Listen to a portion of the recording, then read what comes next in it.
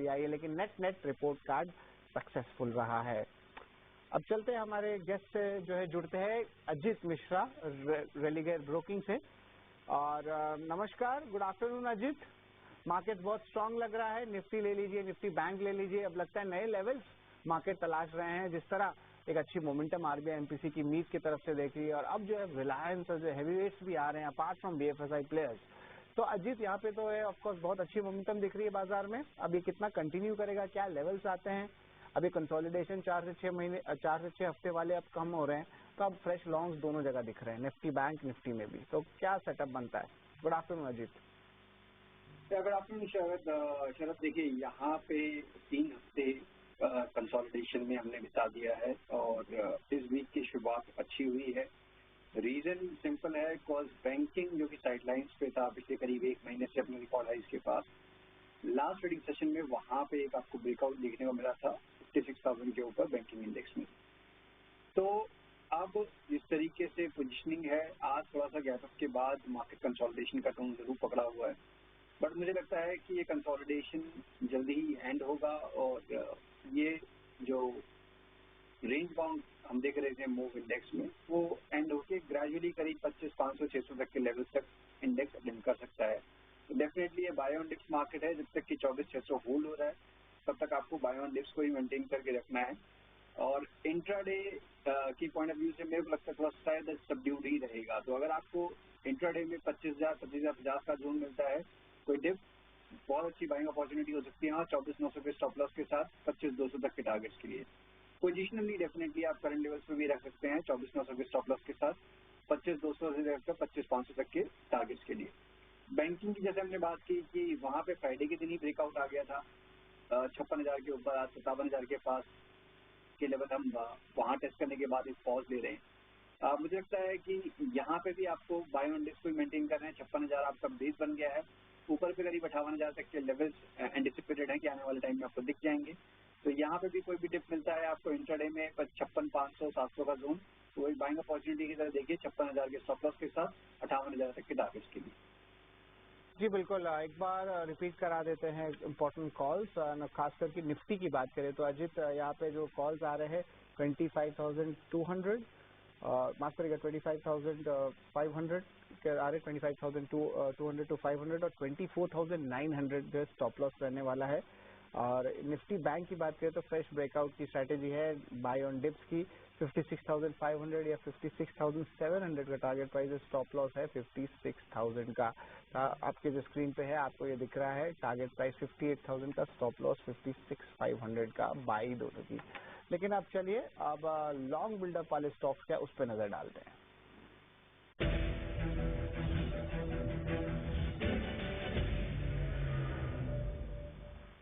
जी बिल्कुल, फंडामेंटली जो मोमेंटम आ रही है दोनों स्टॉक्स में Ajit, India energy exchange of course एक रब ऑफ इफेक्ट आ रहा है एमसीएक्स में, जिस तरह उन्होंने इलेक्ट्रिसिटी डेरिवेटिव कॉन्ट्रैक्ट्स लाया, स्टॉक 4% ऊपर है। इंडिया एनर्जी एक्सचेंज अब देखा जाए तो ऑफकोर्स मंथली अपडेट्स भी डिसेंट ही आ रहे थे पिछले 3 से 4 महीने में। समर सीजन था तो ऑफकोर्स एनर्जी कॉन्ट्रैक्ट्स पे भी मोमेंटम था। एयू स्मॉल फाइनेंस बैंक, जिस तरह आरबीआई एमएफआई की स्ट्रेस कम हो रही है उस पर नजर है। यहाँ पे ताज़ा खरीदारी आ रही है। स्टीम दोनों में लग रहा है कि दोनों में से कोई भी में ज्यादा अगर लेना पड़ता तो कौन से लेते? अजित, ताज़ा खरीदारी दोनों में आ रहे हैं, फ्रेश लॉन्ग्स आ रहे हैं, तो इंडिया एनर्जी एक्सचेंज और एयू स्मॉल फाइनेंस बैंक। देखिए, आईईएक्स काफी टाइट रेंज में शरद इसने स्पेंड किया है टाइम, ऑलमोस्ट करीब महीना भर अपने 20 EMA के पास होल्ड करते हुए, और आज का एक ब्रेक देखने को मिला है। वॉल्यूम बहुत स्ट्रॉन्ग है, तो डेफिनेटली यहाँ पे आप लॉन्ग पोजीशन कंसीडर कर सकते हैं। अब 202 जो कि अभी कंसोलिडेशन का अपर बैंड था, वो आपका स्टॉप लॉस रह जाएगा। अब ग्रेजुअली करीब 220 से 25 तक के लेवल्स यहाँ पे आपको देखने को मिल सकते हैं। वहीं पे एयू बैंक की अगर बात करें तो देखिए यहाँ पे ऑलमोस्ट आप रिकॉर्ड हाइज के पास आ चुके हैं, तो मेरे हिसाब से यहाँ थोड़ा सा प्रॉफिट टेकिंग करनी चाहिए आपको, और एक ट्रेडिंग स्टॉप लॉस मेंटेन करिए रिमेनिंग पोजीशन का 755 पे। ऊपर पे जो रिकॉर्ड हाई की जोन है करीब 810, 815, वहां पे आपको कम्प्लीटली एक बार को बुक करना चाहिए। तो एयू को भी फ्रेश बाइंग के लिए अवॉइड करके IEX is a better candidate. ये बिल्कुल, एयू स्मॉल फाइनेंस बैंक के लिए जो प्रॉफिट बुकिंग की स्ट्रेटेजी अभी ज्यादा रखी है, उसके 52 वीक हाई लेवल्स पे भी आ गई है। एक बार एग्जैक्टली बार रिवाइज करवा दीजिए levels Ajit India energy exchange के, ताकि हमारे डायरेक्टर फायर कर पाए। टारगेट प्राइस, देखिए, हाँ बिल्कुल, यहाँ पे 203 का एक स्टॉप लॉस रहेगा और 224 तक के टारगेट्स के लिए यहाँ पे लॉन्ग कर सकते हैं। ठीक है, तो लॉन्ग की राय है 224 है डायरेक्टर साहब टारगेट प्राइस, और स्टॉप लॉस है 203 रुपीज का। तो इस प्लेट को फायर करिए पहले। अब देखिए, हाँ, तो ये जो है इंडिया एनर्जी एक्सचेंज, इस पे नजर रहेगी। लेकिन ऑफ कोर्स लॉन्ग बिल्डअप के अलावा शॉर्ट कवरिंग वाले स्टॉक्स भी हैं जो हमारी नजर रहेगी, बाइकॉन और BEL ऑफ कोर्स यहाँ पे जो है थोड़ी सी कह सकते हैं कि वॉलिटिलिटी आ सकती, कंसोलिडेशन भी थोड़ा आ सकता है। वो सेक्टर तो तेजी पे आ ही रहा है, लेकिन स्टॉक रन अप हो चुका है। बाइकॉन इंटरेस्टिंग है, शॉर्ट कवरिंग यहाँ पे हो रही है। फार्मा स्पेस थोड़ा सा चर्न आ रहा है, कुछ उतना मोमेंटम नहीं आया है जिस तरह BFSI में दिखने मिला है। तो यहाँ पे कुछ कॉल्स बन रहे हैं और कोई जरूरी नहीं है अजित किसी बाइकॉन और BEL ने। अगर आपके हिसाब से कहीं और शॉर्ट कवरिंग में कमाई के मौके बन रहे तभी राय दीजिए। देखिए, मेरे हिसाब से अभी इन दोनों को अवॉइड करना चाहिए। जैसे आपने BEL में बताया कि काफी स्ट्रॉन्ग मोमेंटम के बाद एक जस्ट एक पॉज है, तो मेरे हिसाब से कंसोलिडेशन अभी कंटिन्यू कर सकता है। हाई लेवल पे भी मोमेंटम नहीं आ रहा है, तो कहीं ना कहीं टाइम वाइज करेक्शन हम देख रहे हैं स्टॉक में। एक अच्छी चीज है कि 380-82 के अराउंड पे एक बेस बन गया है, तो वो जब तक होल्ड हो रहा है तब तक जिनके पास एग्जिस्टिंग पोजीशन है वो बने रह सकते हैं। स्टॉक रिकॉर्ड हाई पे है, keep on trading, stock losses on rise. Biocon on the other hand मुझे लगता है थोड़ा चैलेंजिंग है, बिकॉज ये अभी भी अपने मेजर एवरेजेस के नीचे ट्रेड कर रहा है। 340, 42 यहाँ पे मल्टीपल रेजिस्टेंसेस प्लेस्ड हैं, तो जब तक कि ये ब्रेक नहीं होता है बायोकॉन को भी आपको अवॉइड करना है। ऑफ कोर्स मार्केट भी जो है अच्छी बाइंग जो है, और ब्रॉडर इंडेक्सेस FNO हर जगह मोमेंटम आ रहा है। और हमेशा याद रखिए कि जरूरी नहीं होता कि ट्रेड लें, कभी ना ट्रेड लेना भी एक टाइप से ट्रेड होता है। बहुत इंपॉर्टेंट बात जो है अजीत सर ने कहा है, भारत इलेक्ट्रॉनिक्स और बाइकॉन इसमें नो ट्रेड है अभी। एंड ऑफ कोर्स जब भी मूवमेंट्स आए तो अपनी ट्रेलिंग स्टॉप लॉसेस को जरूर रखें अपनी नजर में, एंड ऑफ कोर्स उसको नोटिस करते रहे कि कहाँ पे मोमेंटम आ रहा है या नहीं आ रहा है। एक बार डायरेक्टर साहब अगर हम ब्रॉडर मार्केट की बात करें तो एक बार एडवांस डिक्लाइन रेशियो का चार्ट लाइए और फिर विक्स का भी चार्ट लाइए, तो हम बताते हैं कि कितना इंपॉर्टेंट होता है जब एक ब्रॉडर मार्केट के स्टॉक्स रैली करते हैं। वो जो है डेप्थ दिखाता है मार्केट कितना स्ट्रांग है। यहाँ पे देखिए एडवांस डिक्लाइन रेशियो वायदे बाजार में 153 to 40 का रेशियो, मतलब मान के चलिए आप 4:1 का रेशियोज है। आप NSE BSE हर जगह देखें तो 2 या 3 गुना ज्यादा बुल्स के फेवर में अगर हम बात करें आपके बेस के अगेंस्ट। ब्रॉडर इंडेक्सेस में भी कुछ कैश मार्केट में कुछ अच्छे स्टॉक लग रहे हैं पोजिशनली अजित। देखिए, कैश मार्केट में मैं कहूंगा कि अब बहुत सारे स्टॉक्स अपने इसमें भी आ गए हैं, FNO में भी आ गए हैं, बट कैश मार्केट वाले बहुत सारे स्टॉक्स हैं जिनमें से कि टीटागढ़ अब तो टीटागढ़ भी FNO में आ गया है। यहाँ भी मुझे एक फ्रेश ब्रेकआउट दिख रहा है। जहाँ तक आपको FNO स्टॉक्स में मुझे थोड़ा सा ज्यादा कनेक्शन दिखता है, बिकॉज कैश में नो डाउट काफी स्ट्रॉन्ग मोमेंटम है और पार्टिसिपेशन भी ज्यादा अच्छा हुआ है, बट थोड़ा सा मुझे लगता है कि मिड कैप स्मॉल कैप में थोड़ा सा भी कॉशन रखने की जरूरत है। तो जहाँ पे फ्रेश ब्रेकआउट दिख रहे हैं वो आपके PFC हो गया, टीटागढ़ हो गया, इरेडा में काफी लंबे टाइम बाद मुझे एक ट्रैक्शन दिख रहा है। तो ये कुछ एक ऐसे नाम है जो कि मिड कैप बास्केट में से जहाँ पे आप देख कंसीडर कर सकते हैं। डायरेक्टर साहब तीनों स्टॉक्स को फायर करिए, टीटागढ़, PFC, इरेडा, तीनों स्टॉक्स में ब्रेकआउट आ रहा है और ये अजीत सर की राय है। यहाँ पे इन तीनों स्टॉक्स को फायर करिए। देखिए तीनों स्टॉक जो ऑलमोस्ट डेज हाई लेवल्स पे, तो एकदम शानदार कॉल सही समय पे अजीत सर लेके आ रहे हैं हमारे लिए। लेकिन चलिए एक छोटा सा ब्रेक लेते हैं, ब्रेक के उस पार जो है कहाँ पे जो है फ्रेश शॉट्स आ रहे हैं, लॉन्ग अनवाइंडिंग यहाँ देखने मिल रहा है और खास ट्रेडिंग कॉल्स अजीत जी के ब्रेक के बाद।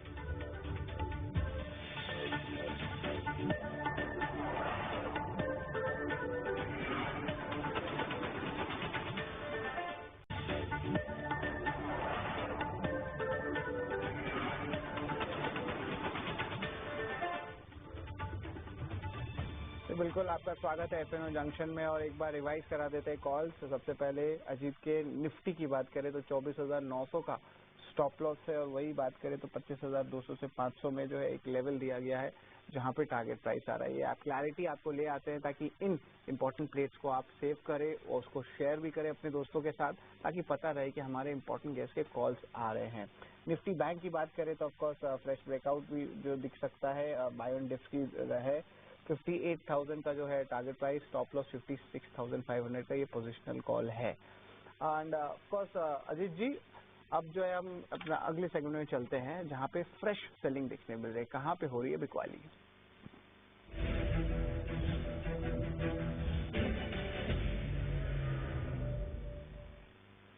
बिल्कुल।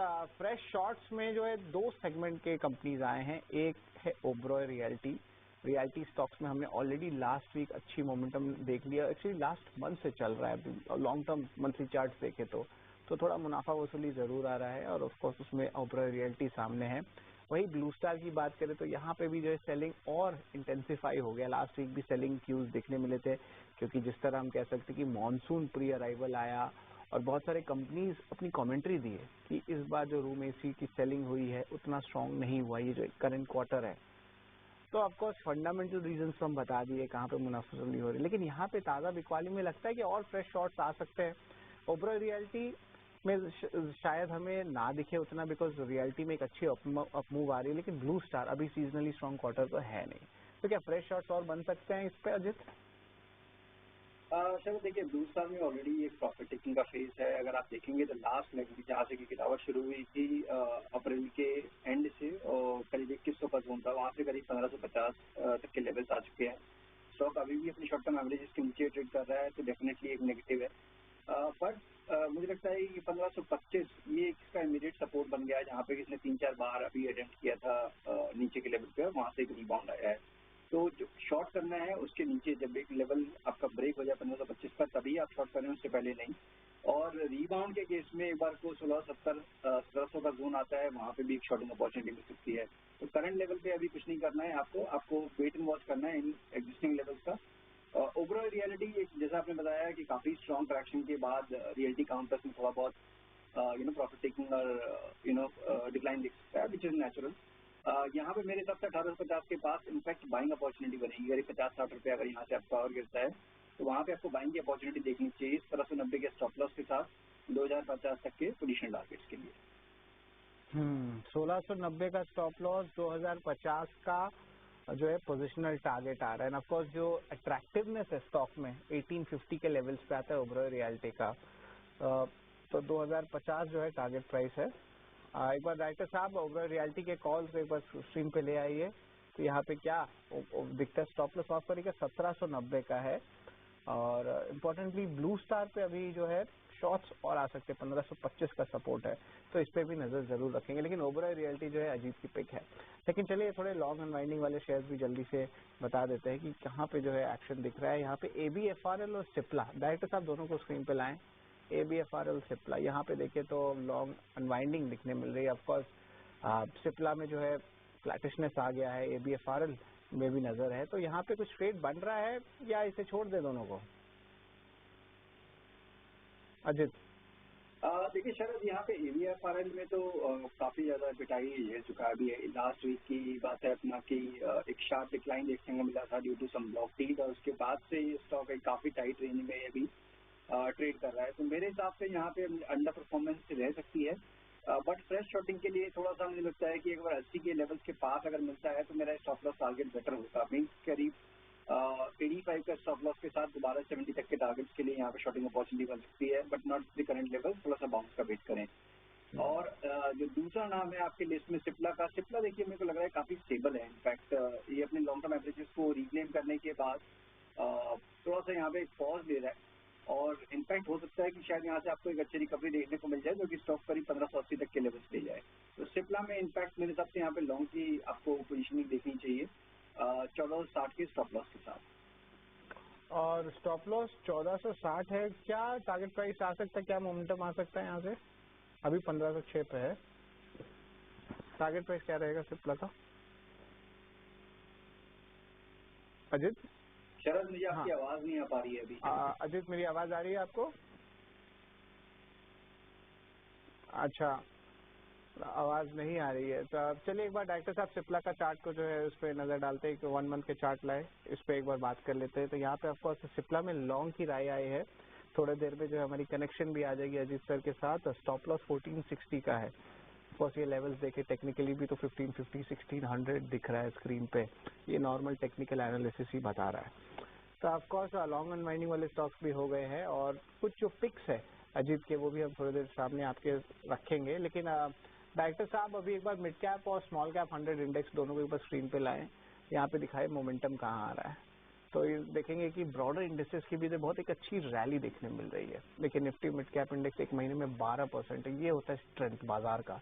आप देखेंगे अच्छी मोमेंटम आई, ऑफकोर्स सेक्टोरल चर्न हो रहा है, अर्निंग सीजन से बाहर आ रहा है, ब्रॉडर इंडेक्सेस ने जो कुछ अच्छी परफॉर्मेंसेस भी दी अगर निफ्टी को अलग से कंपेयर करें तो ऐसा नहीं है कि मिड कैप स्मॉल कैप में कॉशियसनेस रहता है, बट कैश मार्केट्स में भी एक्शन देखने मिला और ये स्क्रीन दिखा रहा है। निफ्टी स्मॉल कैप 100 इंडेक्स का भी एक महीना का चार्ट लेके आइए, डायरेक्टर साहब फायर करें।